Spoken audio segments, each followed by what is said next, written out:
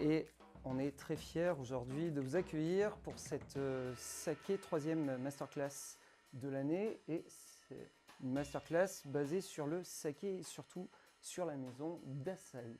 Donc nous sommes très fiers d'accueillir les représentants de cette belle maison avec des ambassadeurs de choix, présidés par le président, M. Sakurai, M. Yasuda, sa charmante assistante, que je vous demande d'applaudir aussi, Madame Isako, et une masterclass en fait menée de main de fer par notre président à tous, M. Fabrice Sono.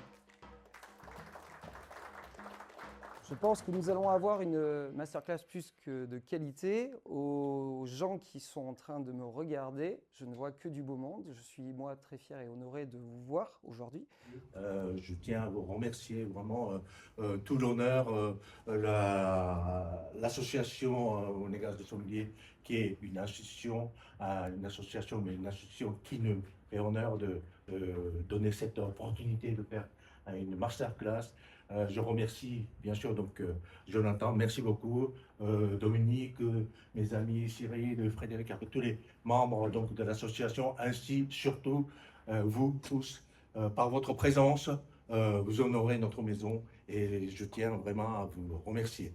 Je vais passer la parole donc à notre président Kazuhiro Sakurai, qui est de passage. Bien sûr, il est venu exprès entre Tokyo, New York, Atlanta et dans d'autres pays. Mais il se fait plaisir donc de présenter cette masterclass avec d'ailleurs la présence nous honore aussi avec Monsieur Sommier, qui est notre conseiller de la marque. Voilà. Merci beaucoup et bonne dégustation. Merci.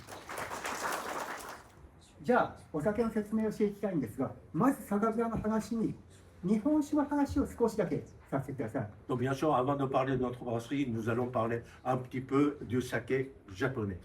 皆さんご存知のように日本酒っていうのは米から作るんですが、お米っていうのは日本に3000年近く前から入ってきて、で日本人の食生活にすごく深く関わってまして、でそれだけじゃなく米から作った味噌、醤油というような調味料だったり、給料をお米で払う時代があったり、結婚式を神様に捧げるものとしてお米を使ったりと、文化的にも食生活的にもすごく深い結びつきがあるものを使ってお酒を作ってます。 Comme vous savez, donc, le saké provient de la matière première, le riz. Le riz est complètement incrusté dans la culture japonaise. Le riz, apparemment, est arrivé chez nous donc, il y a 3000 ans. On l'utilise bien sûr comme aliment principal, mais aussi dérivé du riz pour faire vous savez, soja, du miso. Donc, c'est une alimentation, c'est un produit qui est complètement incrusté dans la culture japonaise. On le sert au moment de cérémonies, mariage ou même religieuses. Donc voilà, c'est un produit qui est extrêmement important pour nous, les Japonais. でそれをお伝えしたら次にじゃあ私たちの酒蔵を説明していきますと、私たちの酒蔵は300年ほど前から酒蔵としてはあるんですが、私たち桜井家、桜井ファミリーが酒蔵を継いだのがおよそ80年前ですので、私が4代目に当たります。 Ceci étant dit, donc, nous expliquons donc, notre brasserie, donc, la maison d'Asahi. C'est une maison qui s'appelait autrement avant, mais qui existe depuis 300 ans. Mais les familles, donc les Sakurai, la famille Sakurai, a repris la reine donc, de cette brasserie il y a 80 ans. Et actuellement, Kazuhiro Sakurai, ici présent, représente la 4e génération des Sakurai. で、こういうふうな先ほど話したように日本酒っていうのは工芸品、技術の積み重ねというのがありますが、どんどん技術的に進化していく中で私たちの酒蔵が出来上がっていき、私の父が大きく変えていったんですが、すごく技術的にこう現代的な純米大吟醸というのに特化した酒蔵になっています。Artisanal, oui, Mais comme vous voyez, avec l'évolution du temps, nous avons adopté des technologies et notamment à la génération de son père, donc à la troisième génération, il y a eu une grande évolution dans la technique donc de notre brasserie qui nous a un peu, bien sûr, changé la qualité de nos produits. 4 points très importants de notre maison, de notre brasserie, c'est donc premièrement, c'est Yamada Nishiki, donc une des variétés du riz à saké. On n'utilise qu'une seule variété, donc qui s'appelle Yamada Nishiki, 100% donc Yamada Nishiki. Deuxième chose, c'est que nous ne créons que Junmai Daiginjo, qui est traduit littéralement Pure Daiginjo, qui est, on utilise le riz qui est poli au moins 50%. Donc on ne fait que cette catégorie donc, de saké, Junmai Daiginjo. Troisièmement, c'est bien sûr, nous accordons une importance, mais alors une très importante, au savoir-faire de nos artisans. C'est très important pour nous. Quatrièmement, nous n'avons pas peur d'utiliser la technologie et les données, les statistiques et d'autres données scientifiques au service de nos artisans pour faire encore mieux que toutes les technologies de pointe réunies. Voilà. Pourquoi Yamada Nishiki? Yamada Nishiki est un riz, une variété de riz qui est destiné à faire du saké. Il n'est pas du tout destiné à consommer.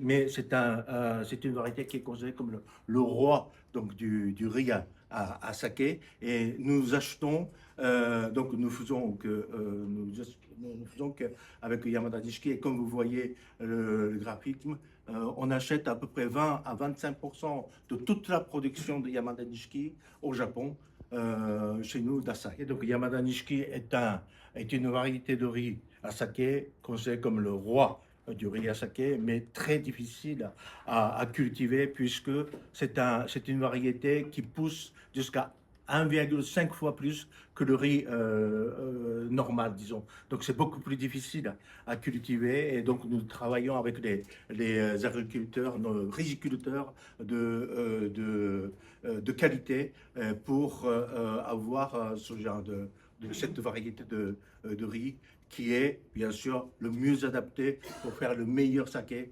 bien entendu. Alors bien sûr, donc le riz, habituellement, tout ce qui est autour avec protéines et lipides, donc c'est peut-être pour le riz à consommer, c'est peut-être cette partie-là qui est importante, mais au contraire, pour le saké, cette partie n'est que nuit donc à la qualité et le goût de notre saké. C'est la raison pour laquelle nous utilisons cette procédé qui s'appelle donc polissage, bien entendu. Junmai Daiginjo, ça veut dire, comme je vous l'ai dit tout à l'heure, on utilise que le riz qui est poli au moins à 50%. Et le pourcentage, enfin qui d'ailleurs, nos sakés sont la plupart de nos sakés sont dont le nom comporte le chiffre, c'est le chiffre de pourcentage, mais le pourcentage ce qui reste, non pas ce qui a été enlevé. Donc voilà, là nous parlons donc troisième point, donc nous parlons de nos artisans, nos personnels de qualité, mine de rien, donc nous sommes, alors que côté volume, nous ne sommes pas le numéro 1 au niveau de volume, mais au niveau donc de effectifs, de personnel dédié tout simplement à la fabrication de saké. Nous sommes plus de 200 et nous sommes le numéro 1 du Japon. Donc bonjour à toutes et à tous, merci de votre présence. Je voudrais prendre 3 minutes d'abord pour effectivement remercier Jonathan. Jonathan qui a fait un travail exceptionnel sur la présentation, sur la masterclass, sur l'organisation, mais aussi, et je le sais auprès de vous tous, qu'il fait un travail important derrière Dominique, et il est le digne successeur de tous ces présidents de Monaco, je pense à Patrice ou autres, et à tous ces gens qui sont intégrés pertinemment et de façon importante dans la sommellerie monégasque, sommellerie française également, car Monaco a cette particularité d'avoir la double casquette, être à la fois et français dans sa région et un pays à part entière. Et on est là pour partager un moment de dégustation. Donc l'idée, comme a dit Jonathan, c'est que on va faire aussi une sorte de ping-pong et de discussion pour que à chaque fois, à chaque cuvée qu'on va goûter, il va y avoir bien sûr une explication gustative simplement, une explication un peu plus technique, mais surtout aussi vos ressentis. J'aimerais juste aussi faire un clin d'œil à la maison d'Asahi, bien sûr, mais aussi à Monsieur Sakurai et à son papa. La fameuse phrase qui dit tout le monde pensait que c'était impossible, mais lui, il ne savait pas, il l'a fait, et c'est ce qu'ils ont fait. On ne pensait pas être capable de polir du Yamada Nishiki à ce niveau-là, et aujourd'hui, ils le font dans des quantités très importantes, 25%, 25% de la production du pays, donc c'est quand même important. Et surtout, le côté essentiel et social, c'est là où le Japon a tout son sens aussi, c'est le fait que le Yamada Nishiki n'est pas comestible, donc ça n'impacte pas non plus, puisque le riz est quand même une partie importante de la nourriture de l'être humain au Japon, ça n'impacte pas non plus le côté social et économique. Donc ça, c'était très très important. Alors, vous avez sur votre place, chacun a une petite chose comme cela, voilà. Vous voyez, donc ça va vous donner un petit peu de ce qu'est le Yamada Nishiki au départ et quand il est à 23%, ce qui reste. C'est important parce que ça va vous démontrer le travail assez fou. Si demain tu ne polis pas le riz, tu vas avoir une écorce, même si tu le laves, même si tu vas avoir une écorce qui va être très dure et qui va amener aussi une forme d'amertume et une qualité qui sera naturellement médiocre. Il y a des tests qui sont faits, hein, qui ont été faits, mais ça donne des choses assez moyennes. Le fait de les polir, c'est d'aller extraire au cœur du grain de riz le meilleur de l'amidon et surtout la texture qui va être la plus soyeuse possible. Puisque là, c'est le 23 et vous allez le voir, c'est le phare de la maison qui va être, vous allez le voir sur vos petites les collerettes. On va goûter quelques 23 et puis après, on va monter sur d'autres polissages. Mais il y a des taux de polissage beaucoup moins importants que le 23 et vous verrez, mais ça peut se faire généralement que sur des micro-cuvées et sur parce que ça a un coût aussi. Imaginez le coût que cela prend pour faire un polissage. Quand vous perdez effectivement un grand nombre de votre riz en le polissant, ça a un coût important.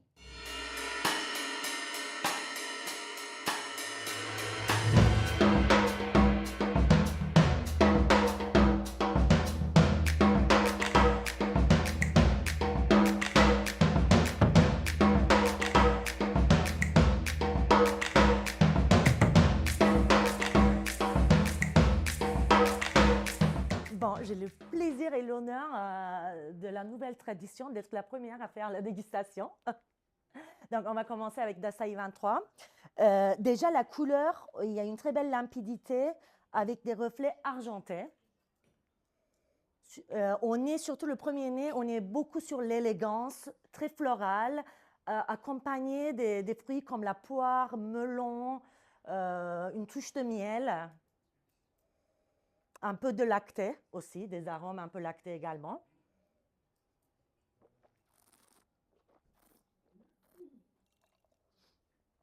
La bouche confirme les arômes. Je trouve que le lacté se présente encore plus en bouche. Et il y a une belle vivacité et une belle acidité également. Et c'est assez long en bouche. J'ai pensé à un accord, je pense que ça irait très bien, j'imaginais très bien avec la saule meunière, le côté iodé et beurré qui ira bien avec ce côté lacté, umami, ça sera un bel accord, je pense. Et je tiens à dire, parce que je suis turque et je le fais à chaque fois, santé à vos mains, ça se dit comme ça en turc, pour celui qui a créé, fait quelque chose, qui a fait à manger, qui a fait à boire. Donc, santé à vos mains. Bravo à vous tous, bravo et merci à la Maison d'Asahi, bravo aussi à Fabrice Sommier qui fait un travail extraordinaire pour la France et bravo à Jonathan qui fait un travail extraordinaire aussi pour Monaco. Voilà, ça aussi étant dit, on va revenir sur ce pourquoi nous sommes là. Donc c'est une très jolie couleur, j'aime beaucoup les sakés pour leur couleur, pour leur élégance au niveau de la brillance, de la limpidité. Et ce qui m'a touché, et ce que je remarque toujours sur les sakés, c'est ce côté un peu poudré, un peu talqué qu'on a au nez et qui revient souvent. Sur ce saké précisément, les arômes sont un peu pommes, c'est un côté très fruit aussi, fleur, comme disait tout à l'heure Bursak pour le saké qui l'a concerné. Et j'aime beaucoup la finesse et l'élégance de ce nez qui est, à chaque fois qu'on penche le nez à l'intérieur de ces parfums, on s'aperçoit qu'il y a une évolution qui se crée et vraiment une jolie route qui se trace. En bouche, pour moi, c'est assez surprenant puisque les sakés en général, il y a la vivacité qui est tout de suite complétée par une générosité assez légère. Et là, on a justement le gras. Pour moi, c'est un vin qui est plutôt dans la largeur. On a un joli gras, une jolie essence au niveau texture et encore une fois, bien accompagné, bien relevé par une belle fraîcheur. Ce qui m'a frappé, c'est la pomme qui revient aussi au niveau du goût. Pas seulement, mais voilà, ce melting pot de fruits assez frais. J'avais noté aussi le côté cédra, hein, qu'on retrouve un côté cédra avec j'ai à l'idée Jean Palanca, que vous connaissez tous, a des jolis cédras dans sa propriété et c'est un fruit qui correspond bien à ce saké. Et la longueur est impressionnante. C'est un saké que je garde encore en bouche. On a encore cette texture, cette salinité presque qui vient toujours en rondeur dans le palais. Et ce qui m'est tout de suite venu à l'esprit, ce sont des Saint-Jacques en carpaccio, tout simplement avec un peu de gros sel et justement ce cédra qu'on aurait cuisiné, lui, on aurait servi la Saint-Jacques fraîche, mais le cédra, on l'aurait compoté avec un peu de miel. Ça aurait donné un côté un peu sweet and sour qui aurait été sympa et intéressant. Mais en tous les cas, je suis très fier et très heureux de pouvoir commenter ce saké parce que le public, notamment Patrice, que j'adore, et d'autres comme Frédéric Wolfé aussi, sont des gens que je respecte beaucoup et au niveau professionnel et surtout au niveau personnel. Voilà, merci. Bravo. L'idée, c'était, en mettant ces trois Dasai 23, puisque je vous ai dit, c'est le phare et l'élément phare de la maison Dasai, c'était de voir effectivement l'évolution, qu'elle soit à la fois visuelle, où il y a quand même très peu d'évolution visuelle sur les trois robes, mais par contre, c'était au niveau aromatique. Et pour en revenir à une question de Julia tout à l'heure, qui était très juste, c'est effectivement, n'oublions pas que le riz, même s'il n'a pas les mêmes taux d'évolution et une forme de, comment dire, de différence avec le raisin, chaque année est un peu différente. Et tu peux avoir quelquefois un besoin de polissage ou de tempérer le polissage plus long ou plus court. Et pour cela, effectivement, ils ont des machines extrêmement précises, mais en même temps aussi, ils ont l'œil et le toucher, puisqu'ils peuvent ouvrir quand ils veulent, regarder, toucher. Et c'est aussi au toucher, moi j'ai eu la chance de participer au polissage une fois, et c'est aussi au toucher où ils sont capables de voir le moment à la température du grain de riz, à la température effectivement de la machine, qui vont être capables à ce moment-là de dire attention, il faut qu'on baisse un petit peu, il faut qu'on fasse attention parce que le but, il n'est pas de chauffer pour extraire, mais il est bien de polir avec la douceur et beaucoup vraiment d'élégance. Et on le sent au niveau des nez. On a trois nez qui vont être complètement différents. Je suis assez d'accord sur la pomme. Pour moi, il y a toujours, ce qu'on va retrouver, c'est un peu de pomme, un peu d'anis également, quelquefois du miel. On va avoir aussi des sakés avec une aromatique qui peut être assez dense et assez puissante sur le miel. Et alors, le Dasai 23, c'est le grand classique. C'est celui qui a fait que cette maison est aussi au niveau où elle est aujourd'hui. Pourquoi? Parce que c'est pour moi vraiment le saké qui va être le plus adaptable et adapté à la gastronomie. Tu le goûtes sur alors si tu veux aller sur une cuisine asiatique, sur tout ce qui va être canard laqué ou choses comme ça, mais tu parlais d'un carpaccio de Saint-Jacques. Moi, je l'ai testé sur un homard à la vanille. On peut le tester sur mais même les très grands classiques de la cuisine française. Et ayons un tout petit peu l'idée d'aller vers des choses qui peuvent être un peu folles. Par exemple, 23 et une blanquette de veau, c'est magnifique. Pourquoi? Parce qu'en fait, il y a une chose qui est très importante dans le saké, c'est que tu n'as pas de notion de tanin. Donc, tu as une notion de profondeur de goût. C'est très élastique en texture. Pas du côté désagréable de l'élastique, mais c'est très élastique. Ce n'est pas du chewing-gum, c'est très élastique en texture. C'est-à-dire que ça peut être aussi bien long que large. Et donc, suivant ce que tu vas mettre avec, si tu mets un plat avec de la crème, si tu mets des acides avec du citron, ou si tu mets des amers, tu vas avoir des textures différentes. Et pour moi, le 23, c'est l'essence même de l'accord parfait. En fait, tu peux vraiment te faire plaisir et surtout, tu n'as pas de tanin, donc tu as une digestibilité du produit qui est encore beaucoup plus facile. Ça, c'est la première chose. Tu as très peu d'acidité. Donc, ça laisse la place à la gourmandise entre le plat et le saké.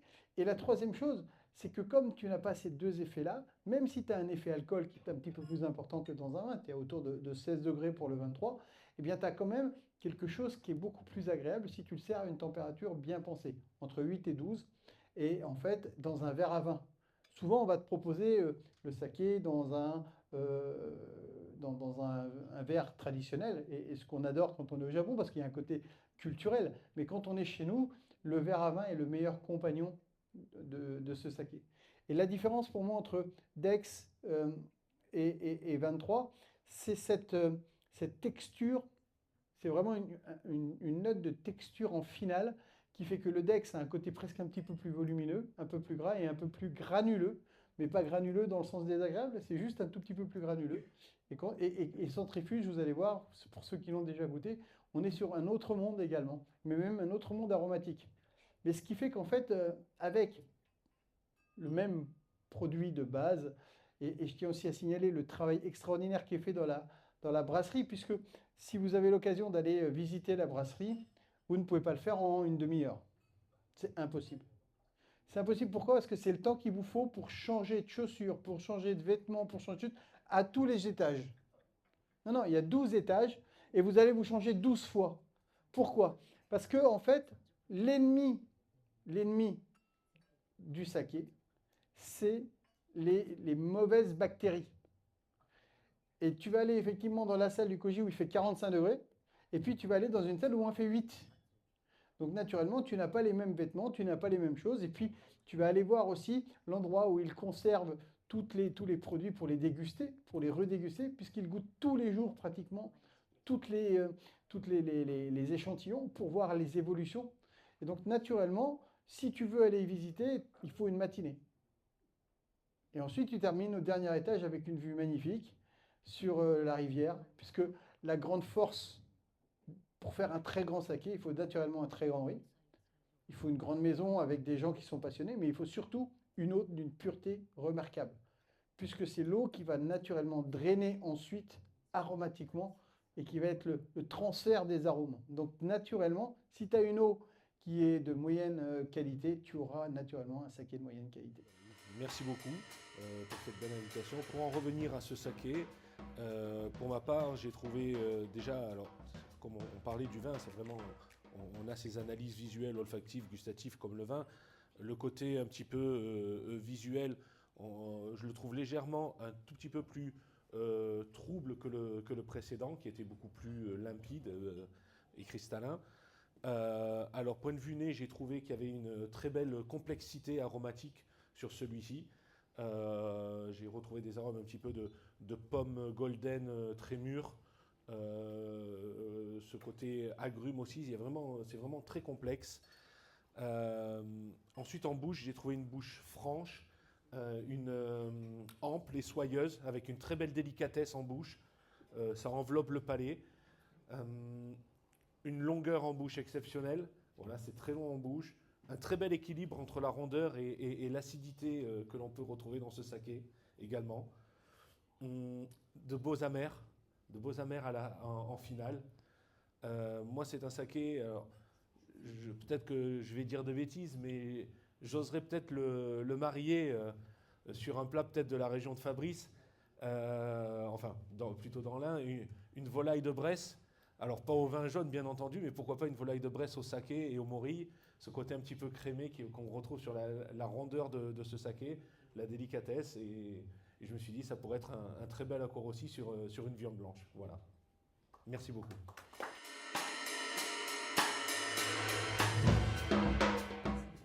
Nous avions servi le caviar avec ce saké lors du menu que nous avions présenté.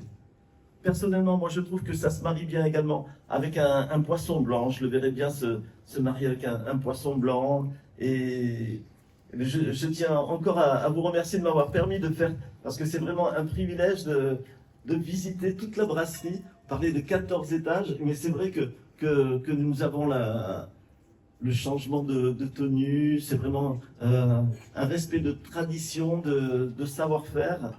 et puis Monsieur Sakurai et son papa, sa maman, toute la famille Sakurai a été vraiment fantastique et c'était vraiment un plaisir de découvrir tous ces sakés. Et puis je me réjouis également que tous les chefs maintenant essaient de faire des accords saké, mets et saké. C'est très tendance et je trouve que c'est toujours très réussi. Lorsque récemment nous étions avec le prince Albert à Osaka pour l'expo universelle et lorsque à la fin d'un repas avec le prince souverain et Yannick Aleno nous a fait découvrir également certains sakés de la meilleure production de la maison d'Asahi et c'est vraiment que du pur bonheur.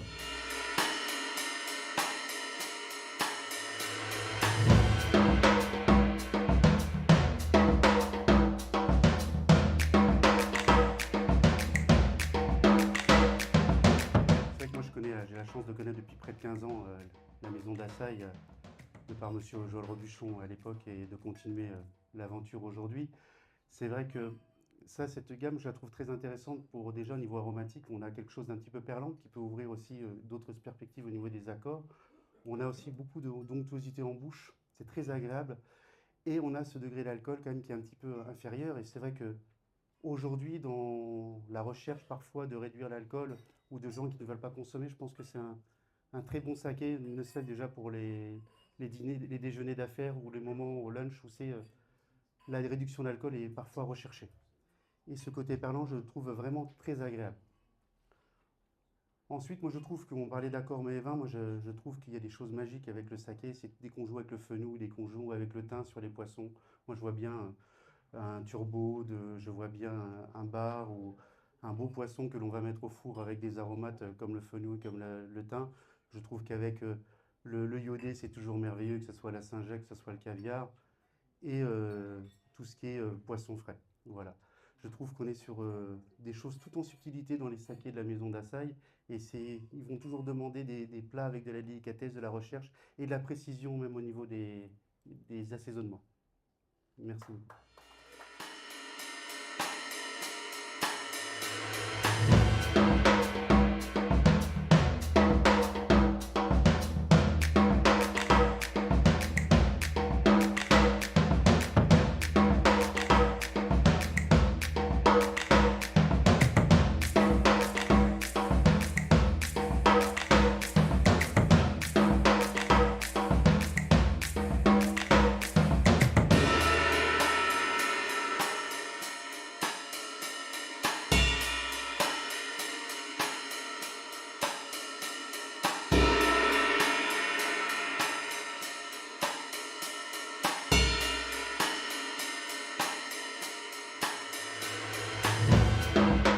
Déjà, merci pour me faire goûter quelque chose que je pense que c'est un peu l'emblème de l'union des deux mondes, parce qu'on parle du Japon. Là, on est en train de goûter un saké fait avec, je pense, de l'eau des États-Unis. Et notamment, tout le monde dit que l'eau de New York, c'est un des meilleurs au monde, surtout pour faire les baguettes. Donc, ici, on a la possibilité de la goûter avec un saké. Donc, on va goûter.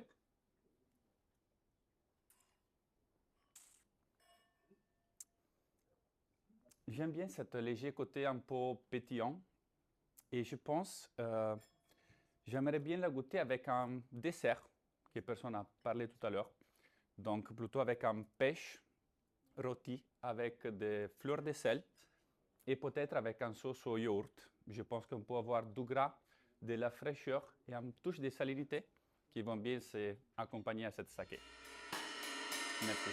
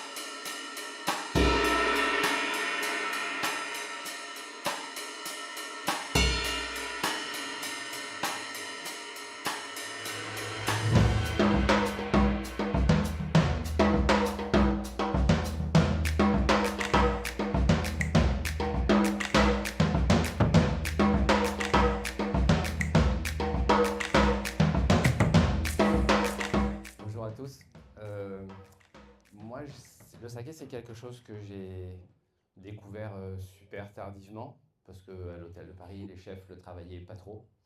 Et j'ai eu une vraie révélation au mois d'avril cette année, avec Fabrice qui est là dans la salle. On a eu le bonheur d'être reçu par le président Sakurai et les équipes de la maison d'Asahi. On a passé 24 heures avec eux, et je vous garantis que c'est quelque chose de vraiment exceptionnel et fantastique. Et quand Fabrice vous parle d'hygiène, vous mettez une barre et vous la montez de 2 étages et vous y êtes peut-être pas encore.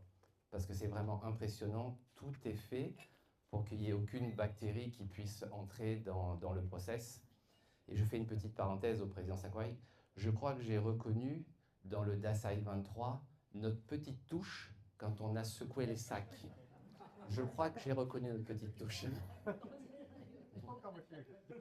C'était une parenthèse.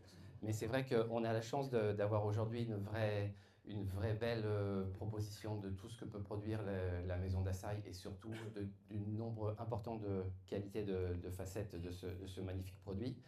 En ce qui concerne le futur, en plus, c'est un vrai remerciement à la maison aussi d'Asahi qui s'occupe pas uniquement de son aspect technique, de son aspect production, mais qui s'occupe aussi de la partie environnementale globale du Japon et de tous les producteurs de saké.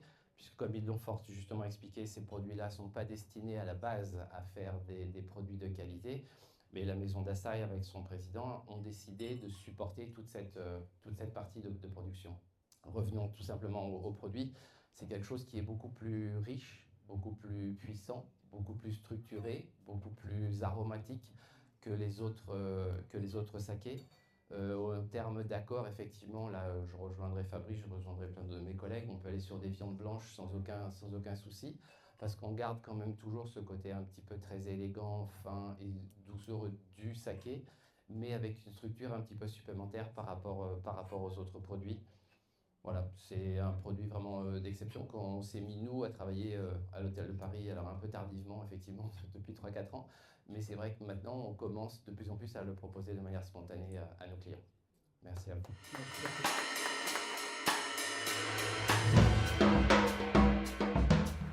La très grande complexité de notre métier, c'est pas de sélectionner les vins, c'est pas de sélectionner les trucs, c'est de pouvoir les faire servir à la meilleure température, au meilleur moment, dans le meilleur verre. Et c'est comme un chef de cuisine qui achète une bouteille de Brest et qui l'oublie 3 jours au four. Tu peux faire tout ce que tu veux, une fois qu'il est sec et qu'il est mangeable, c'est mangeable. C'est exactement la même chose pour les sakés. Tu peux avoir le meilleur saké du monde, si tu ne le sers pas dans les meilleures conditions, le meilleur verre, ou le verre le plus adapté du moins et la bonne température, bah, tu passes à côté de quelque chose. Donc effectivement, le service et le métier de sommelier prend toute sa dimension. Et c'est une chose extraordinaire, c'est qu'au moins l'IA nous donnera pas ça.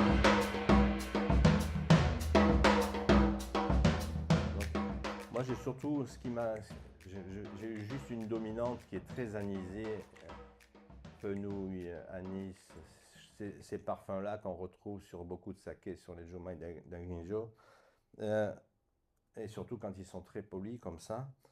Une petite touche de cédra. Après, je ne vais pas m'étendre parce que justement, j'ai pas la perception aujourd'hui, mais c'est surtout la texture, quoi, la richesse de ce saké qui est très large.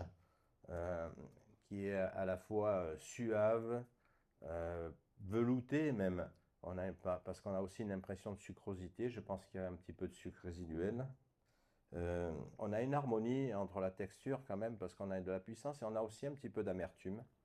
Et donc, mais tout ça c'est bien lié ensemble, il n'y a pas de dominante, on a même un côté un petit peu chaleureux, il y a une certaine puissance quoi, dans ce truc. Mais malgré tout, on aime, c'est un saké, tout à l'heure on a parlé beaucoup de, c'est Fred qui m'a rappelé, parce qu'il parlait de fenouil et des choses comme ça, et je me souviens d'un repas avec des producteurs de saké à l'hôtel Negresco à Nice. C'était l'époque, c'était il y a très très longtemps, parce que je pense qu'il y avait encore Dominique Lestanc, et on avait goûté un filet de loup qui était sur un lit de fenouil, et j'avais trouvé l'accord vraiment vraiment superbe. Et c'est vrai que plusieurs fois après, dans des essais qu'on a fait, on a mis du fenouil avec Julia, et ça a toujours bien fonctionné. Donc, je ne vais pas trop m'étendre. En tout cas, moi, ce saké, il est assez impressionnant par sa matière, son équilibre. Je ne sais pas combien il y a de sucre. Je pense qu'on peut faire aussi des accords avec des plats. Ah, ben, un truc qui m'est arrivé à la maison. Une fois, j'avais des amis et j'avais acheté un dessert, une crème Shibutz avec des fraises dedans, caramélisées sur le dessus. Et puis, on parlait de saké, alors qu'on avait des vins. Et les amis qui étaient à la maison pensaient que le saké, c'était un produit. Vous savez, souvent, on pense que c'est un spiritueux plutôt qu'un, comme l'a dit Fabrice, un vin de riz. Donc, j'ai dit, ah ben j'ai un saké. Et j'avais comme ça un Jumai Daiginjo. Et je l'ai sorti.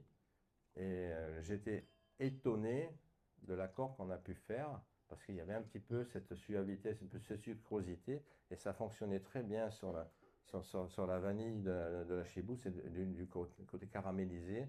Et du coup, même les fraises, elles n'avaient aucun effet, et c'était vraiment un très bel accord. Voilà, bon, il y a plein de choses à faire avec le saké. Il y a des fromages, il y a des fromages affinés, il y a plein de belles choses à faire. Voilà. Bravo.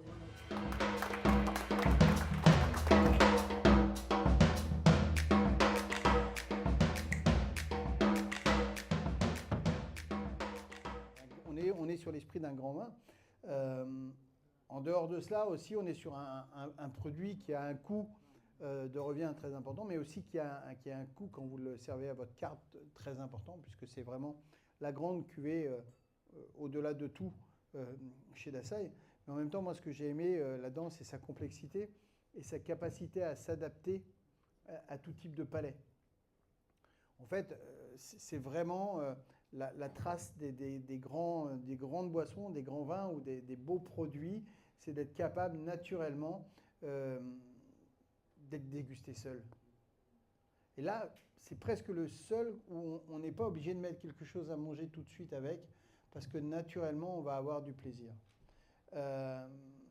Moi, je l'ai testé sur pas mal de choses, mais sur une chose qui fonctionnait magnifiquement bien, les asperges sauce mousseline, où on a combiné effectivement asperges et l'œuf, comme ça, quitte à mettre un truc, autant mettre les deux.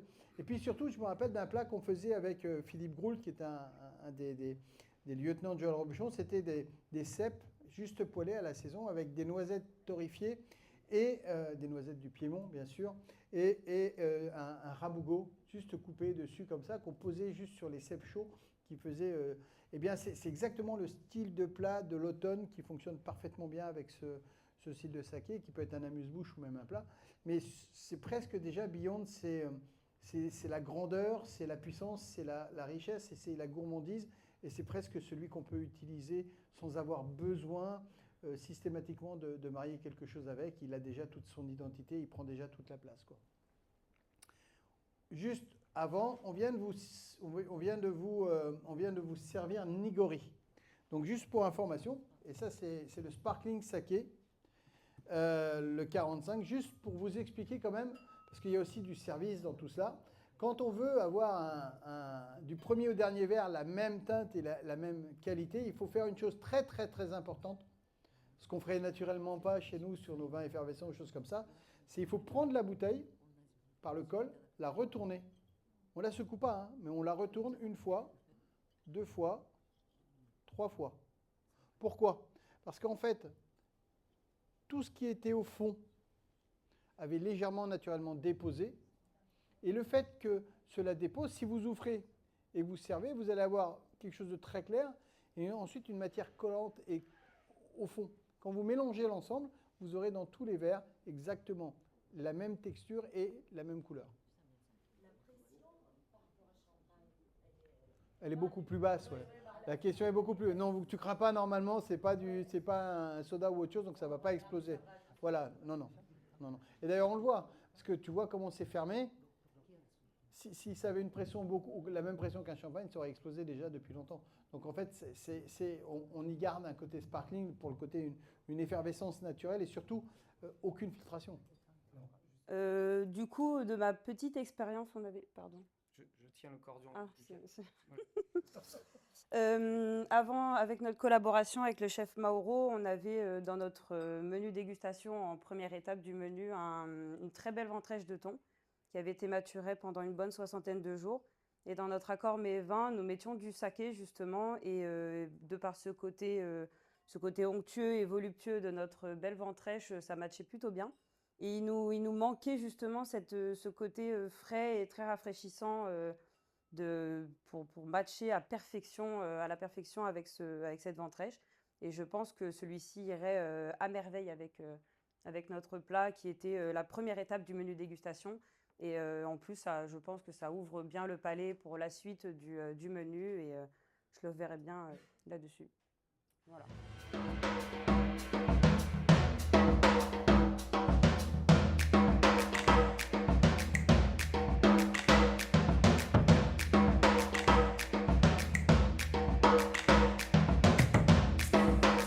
On est en train de vous servir le dernier produit qu'on va goûter qui est complètement naturellement différent. On n'est plus dans les sakés, on arrive dans le sochu. Donc c'est vraiment complètement différent et c'était histoire de terminer parce qu'après on va passer à table et on aura encore toute une gamme de sakés à déguster avec le repas. Donc c'était vraiment histoire de aussi découvrir le côté digeste et clôturer la dégustation par quelque chose d'un petit peu plus sur un peu de, non pas de digestibilité, mais quelque chose qui va être un peu plus riche, avec un peu plus d'intensité. Moi, j'aime bien le sochu pour deux raisons. D'abord, parce que je trouve que ça aide vraiment à la digestion. Et comme beaucoup d'entre vous le savent, je suis un amateur de cigares, on va dire, éclairé. Et nos amis du club de cigares de Monaco ne m'en voudront pas de ne pas toujours être dans les eaux de vie françaises, mais d'être aussi à l'international. Et j'écris pour l'amateur du cigare et j'avais fait un accord avec le sochu et les cigares cubains. Et ça fonctionne parfaitement bien parce que effectivement le côté fermentaire qu'on retrouve des fois dans la mâche de certains cigares, on va l'avoir aussi là dans le sochu et on va avoir surtout une puissance et une élégance qui est bien présente et qui est bien marquée. Je pense que la température à laquelle on le sert là, c'est la bonne température. Souvent, les gens aiment le servir à température extérieure, à 20-30 degrés. Et je trouve que servir un sochu un peu frais, ça lui amène le côté un petit peu irisé. On découvre également quelque chose de nouveau, quoi. Alors, certains l'ont essayé on parlait de caviar tout à l'heure, pour remplacer la vodka. Je pense que c'est deux choses complètement différentes. Mais ça peut être aussi une éventuelle possibilité pour des accords un petit peu différents. Moi, je l'ai essayé aussi sur certains cocktails. Il y a des choses qui sont très intéressantes parce qu'il y a ce côté en finale un peu Granny Smith et choses comme ça qui est très agréable. À mon avis, c'est un petit peu comme une grappa d'une ligne aromatique, comme un picolite, comme un verduzzo di ramandolo, peut-être une barquette d'acqui qui est un raisin aromatique aussi, parce qu'il est très fin, très très intéressant, et ça, il y a la possibilité de déguster, bien sûr, pour ça alcool à la fin du repas, peut-être avec aussi un cigare et tout ça, mais encore plus, à mon avis, sur une dégustation des glaces. Les glaces italiennes, ils sont vraiment particuliers. Et spécialement le glace à la noisette. Nous, en Piemonte, nous avons un village qui c'est à Cortemiglia, où il y a la Tonda Gentile. La Tonda Gentile, c'est la meilleure noisette qu'il y a en production en Piemonte. Merci beaucoup. Donc déjà merci de nous recevoir pour dire quelques mots en tout cas sur cette fin de dégustation.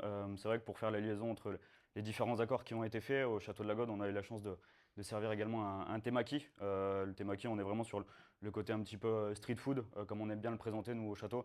Entre cette feuille de nori, on va avoir le riz koshikari, qui est un des meilleurs riz finalement japonais, les plus premium en tout cas, qui est servi avec vraiment l'otoro, travaillé en ikejime pour rapporter ce côté gras et toujours ce caviar, apporter cette salinité. Le côté feu, le côté assez généreux finalement qu'on va pouvoir retrouver sur le chouchou va permettre de venir rééquilibrer entre les textures et la salinité pour vraiment venir apporter de la longueur et de la densité en bouche.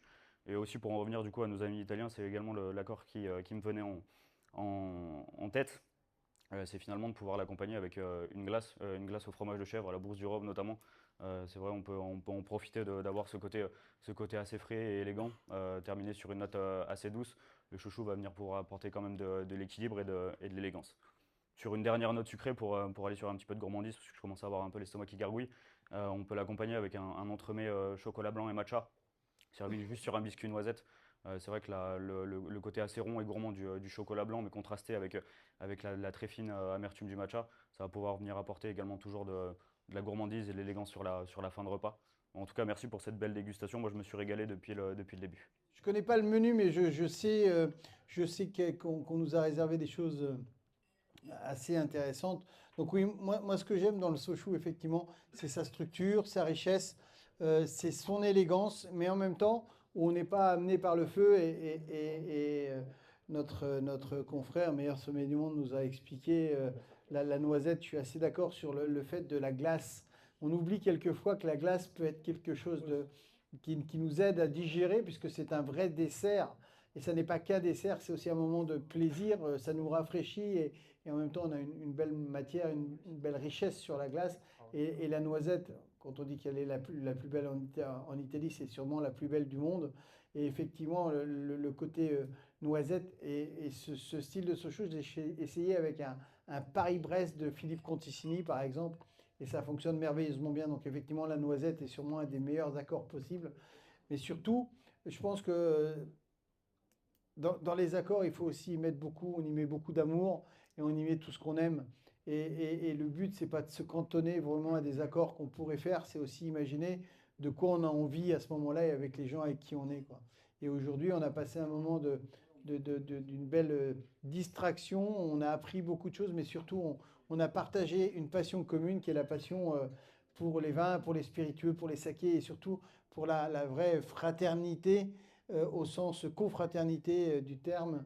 Et je ne voudrais pas me mettre à dos toutes les femmes dans la pièce. On pourrait parler de sororité aussi pour être vraiment dans l'esprit complet. Mais c'est effectivement, on a la chance de faire un métier où on est tous ensemble et on partage que des moments de bonheur et que des moments de plaisir. Et je pense que il faut continuer cela, parce que ce que je disais tout à l'heure sur l'IA, il y a bien sûr un peu de moquerie, mais c'est surtout que ces moments-là, personne ne peut nous les voler, puisqu'on les crée et on les garde tous ensemble. Donc continuons à faire vivre cela au milieu des associations, mais aussi au milieu de nos endroits, que ce soit des bistrots, des gastros, que ce soit des caves, que ce soit des lieux où on reçoit des amis pour la convivialité, pour servir un verre et que ce verre nous fasse le plus grand bien possible. Donc merci à tous, merci à toutes. Si vous avez des questions plus techniques, vous pourrez les en bas au moment du déjeuner voir les équipes, mais surtout maintenant,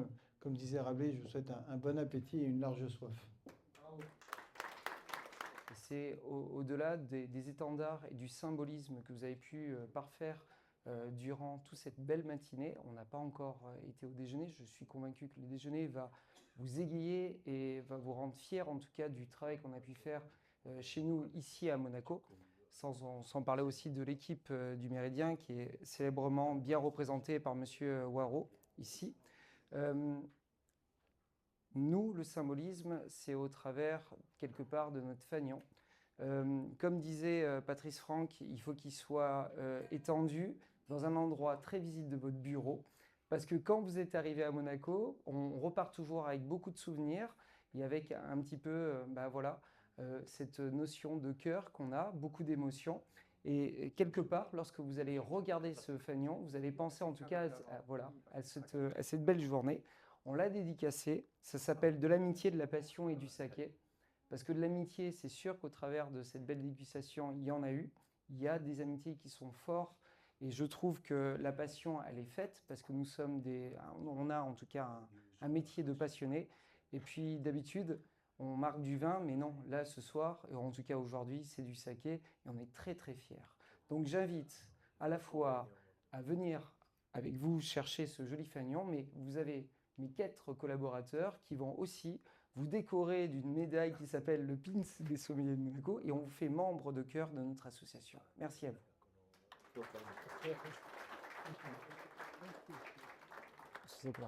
Merci à vous. Il vient de nous dire donc, cet emblème sera décoré au meilleur emplacement dans son bureau. Bravo. Messieurs, veuillez procéder à la décoration dignement de ces messieurs et de ces dames. J'ai l'honneur de présider le Club des chefs, qui est une association de chefs d'État. Et je suis très heureux d'avoir Monsieur Dassaï, qui est partenaire de notre association. Et d'ailleurs, à Macao et Bangkok, très prochainement, en novembre, nous allons faire un dîner de gala. En Thaïlande, ce sera avec la princesse royale, Son Altesse royale, la princesse Mahachakri Siridorn, la sœur du roi de Thaïlande, pour sa fondation. Et moi, je signerai un plat, ce sera un dessert à base de citron, et que j'accompagnerai d'un saké de la maison Dassaï.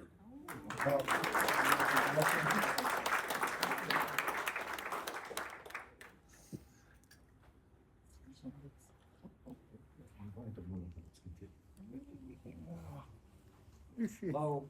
Frédéric, je t'en prie. Bon, Allez, mon copain. On a plein déjà. Alors attends, pour la photo, attends, Lionel, pour la photo. On va équilibrer parce que là, t'en as trop d'un côté, tu vas pencher d'un côté. Ouais, ça ouais, fait lourd. Bah, je te remercie. Merci à toi. Voilà.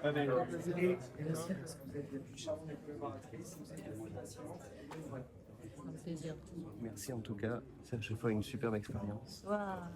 Avec grand plaisir. Merci beaucoup. Et voilà, maintenant je vous demande non pas un clap de fin, mais simplement des applaudissements de fin de ces belles masterclass.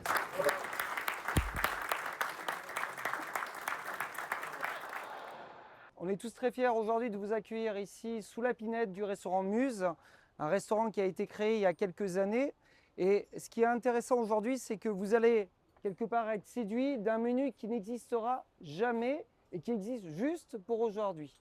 C'est ce qu'on appelle les concepts un petit peu éphémères, où là où le talent des cuisiniers et des deux chefs que je vais vous demander après d'applaudir, par son directeur culinaire et par son chef, vous ont concocté. Donc, je suis très heureux en tout cas de laisser la parole à notre directeur culinaire qui va donner quelques mots afin d'introduire ce joli déjeuner. Chef. Merci beaucoup Jonathan. Ravi de vous avoir tous à Muse. Un vrai plaisir et un honneur. C'est une première pour nous, c'est la première fois qu'on va associer le saké à nos plats. Donc une grande découverte, j'espère que vous allez apprécier. Comme nous on a apprécié lors de la dégustation. Encore merci Jonathan et merci à ces messieurs de nous avoir amené ces grands sakés. C'était vraiment une très très belle découverte. Au nom de l'association et aussi du Méridien Beach Plaza de Monte Carlo, on déclare ce déjeuner Dassaï ouvert.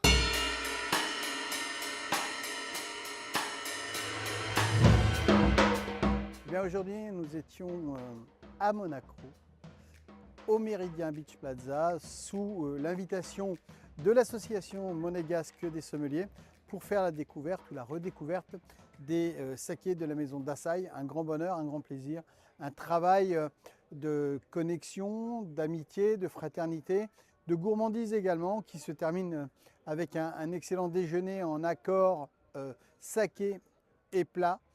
Donc que du plaisir, que du bonheur et toujours un grand moment de gourmandise d'être ici à Monaco.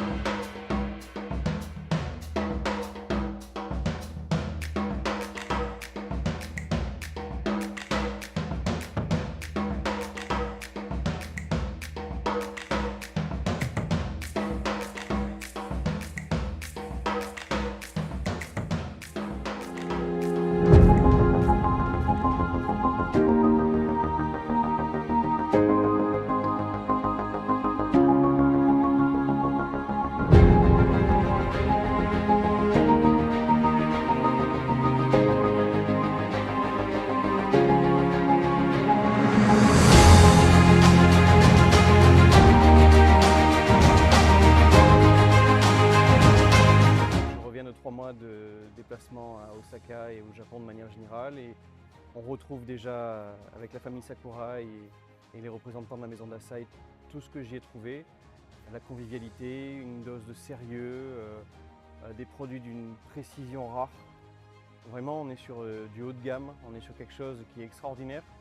Et puis voilà, là, les accords mets et vins, qu'on puisse le faire sur des produits qui sont japonais, qui sont européens. Il y a une gamme, une palette qui est extrêmement riche, autant que leur gamme de saké. C'est ça qui est vraiment intéressant, qui est vraiment intriguant. C'est qu'il y a une pléthore de combinaisons, de produits qui existent et ça donne envie vraiment d'aller découvrir un peu plus. Voilà, c'est cette richesse qui est vraiment attirante. Chers amis, aujourd'hui encore un grand moment avec la maison d'Asahi, puisque nous avons l'occasion de venir aujourd'hui au Méridien, reçu par notre président Jonathan. On a été vraiment sur des accords très intéressants, originaux, et c'est vrai, aujourd'hui on essaye de penser autrement concernant les accords. D'Asahi 39, Beyond, sur des fromages, sur des beaux poissons bien travaillés. Ce qui est intéressant pour nous, c'était vraiment une découverte, une redécouverte. Donc l'idée, c'est aussi de pouvoir proposer ceci à nos clients et trouver une nouvelle expérience. Nos clients cherchent une expérience différente et aujourd'hui, ça a été le cas. Donc écoutez, je suis ravi d'avoir pu déguster ces grands sakés aujourd'hui avec M. Sakurai, le président qui était présent aujourd'hui. Un grand moment. Merci beaucoup. Merci à vous.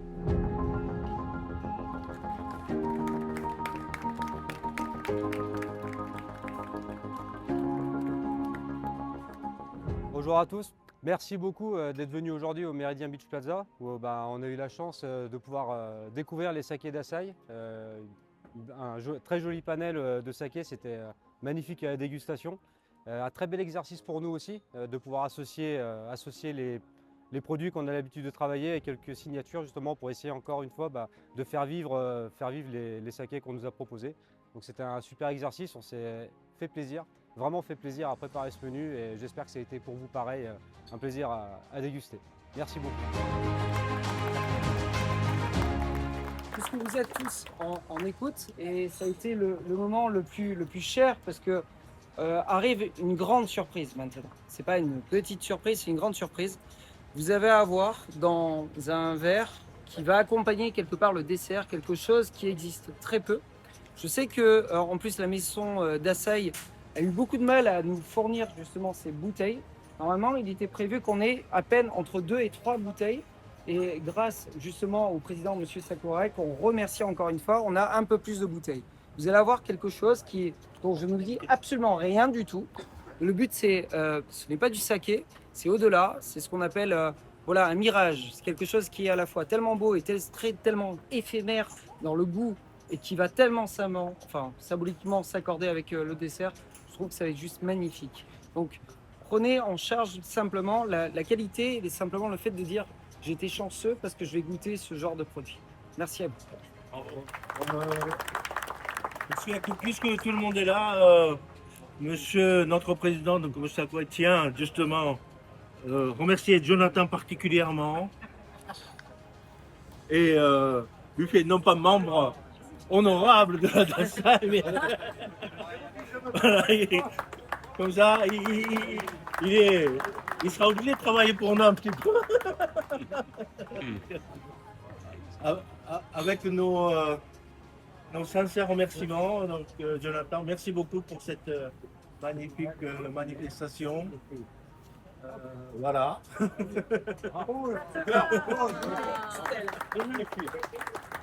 Merci à vous. Merci Jonathan. Parfait. Merci. Je pense on a déjà un chef en plus. Je suis particulièrement ravi et ému de venir ici aujourd'hui devant vous, puisqu'il y a 15 ans, la première fois que je suis venu à Monaco, il y a 15 ans, je ne pensais bien sûr pas d'être ici là devant vous, expliquer nos sakés. その時にはジョエル・ロブションさんのヨシにモナコで初めて行ったレストランだったんです。 Donc, à l'époque, bien sûr, il y a 15 ans, la première fois, j'étais à Monaco et la première fois, donc j'ai mangé chez Yoshi, donc au métropole de feu Monsieur Joël Robuchon. その後ジョエル・ロブションさんが獺祭を知ってくれて好きになってくれて獺祭ジョイロブションというお店を作ってその後その夢をヤニック・アレンシェフと一緒にまたより進めているところです。